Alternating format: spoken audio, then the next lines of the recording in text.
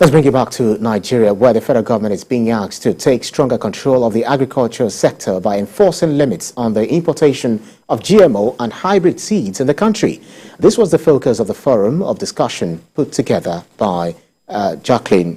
Let's talk about it. The NL 247 in Lagos. Senior correspondent Jacqueline Ogo has this story.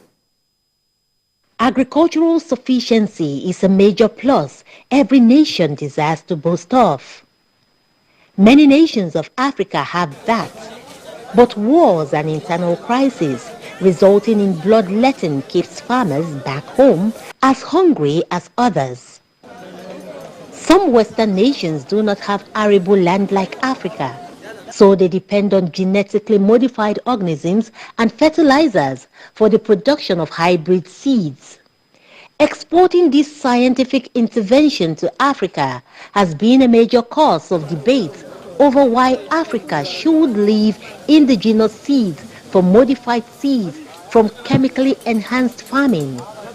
Some voices are saying there is politics behind the type of agricultural deals Western nations present to African governments because they have their patent rights over the seeds they supply to African farmers, thereby restricting the spread of such seeds for the control of their own gains from the sales they make. Promises given us from GMOs and hybrids have not really spelled out because year after year, you use more pesticides, use more herbicides, use more fertilizers. Because one thing people don't really know a lot is that the major companies involved in GMOs also are companies that produce the pesticides and herbicides. So they tell you that they produce a seed that is pesticide controlled, herbicide controlled, but down the line, they're also creating business for their, because you find year after year, there's more and more increased use of this herbicides and co. I've spoken to some farmers and experts who say that after using GMO seeds, it gets to affect the soil, the fertility of the soil. And so you might be having tons and billions, thousands of yields, maybe your first time, second time, and then maybe after that, the yields start dropping. And because your soil is not the same. Some of this food modified, genetically modified, you're just eating them but no nutrients. You're being fueled but you're not being nourished.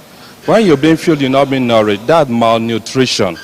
But there are opposing views which say if Africa does not have the perfect conditions for food production and security due to diverse hazards, it should embrace Western interventions. So there's nothing wrong with GMO particularly, but a lot of people, because there are so many interests that people don't know about, there are a lot of hidden interests that are fighting some of these things, and sometimes they come in subtle way as if they are doing it for your own good, but you don't know that there are an interest. For every interest, there's an interest behind an interest. So if you don't know the first interest behind that interest, you won't know the other interest behind the other interest. So that's why this, there is this campaign that's trying to paint everything GMO as negative. The federal government is being advised to secure farmers and their farmlands as a one-step solution.